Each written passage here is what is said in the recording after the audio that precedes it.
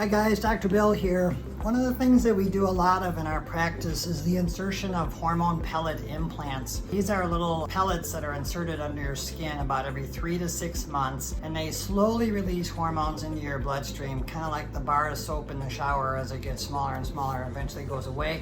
That's how the pellets dissolve under the skin. So this is estradiol, which is estrogen, or testosterone. Now some people are maybe freaked out by putting pellets under your skin, so I just wanted to show you what they look like. So to give it perspective, I put the pellets next to a penny and you can see how big they are. So the pellet on the right is a estradiol pellet, and that's a 12.5 milligram pellet right there. And the one next to it is a 100 milligram testosterone pellet, and then the one next to that is a 200 milligram testosterone pellet.